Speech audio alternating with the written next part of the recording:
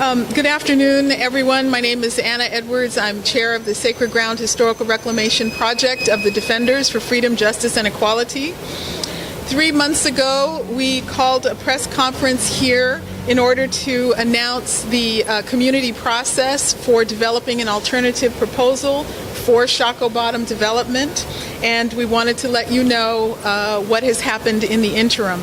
In March, we held 4 public meetings, one each in the 4 quadrants of the city, south side, north side, east side, west side. We had approximately 100 participants who came out, and what was done was to give them a historical context for the history of Shockoe Bottom and the plans that have been proposed, and then people discussed and submitted their ideas for what they would like to see in Shockoe Bottom. And we collected all of those inputs. Everyone completed index cards, so we have everybody's ideas in their own words. We then are also working with the National Trust for Historic Preservation and their representative Robert Nieweg, who has been with us ever since they announced that Shockoe Bottom was on America's 11 most endangered historic sites in 2014, along with Preservation Virginia, who did that for Shockoe Bottom in reference to Virginia. He is working with us to help distill those ideas down into a document that can be turned into the proposal for an alternative development idea for Shockoe Bottom.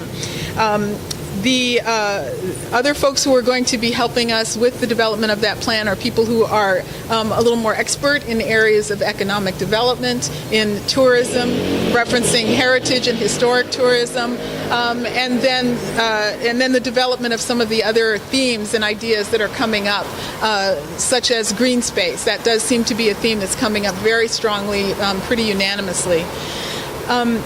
We are going to work to have that proposal completed to present to the public at a citywide meeting that will be held on Saturday, August 1st at 1 p.m. at Wesley Memorial United Methodist Church. And that we will basically be vetting it before the public, and if it's approved at that point, then we will send it to each of Richmond City Council members and then be scheduling meetings with each member in order to discuss it with them.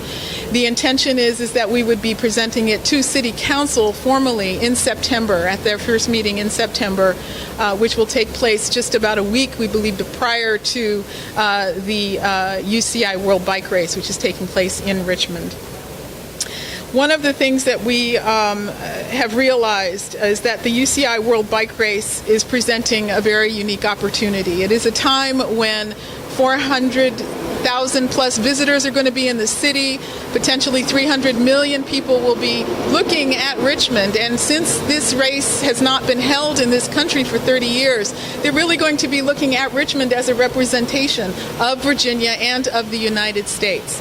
So we feel that it's particularly important that because the primary route of the UCI bike race takes viewers and visitors down Monument Avenue and makes the U-turn of that main race at the monument to Jefferson Davis, the former president of the Confederacy, that it would be really embarrassing and really a disservice to the community if our city was not also working to elevate and raise the level of Richmond's black history, and in particular the history of Shockoe Bottom, because that is where the primary conflict of the United States and who we are as a people, really that's the birthplace of that division, of that struggle, of that conflict. And it's the point at which we need to begin, where we have the opportunity to enrich the public landscape of Richmond for the world, and to let them know that we are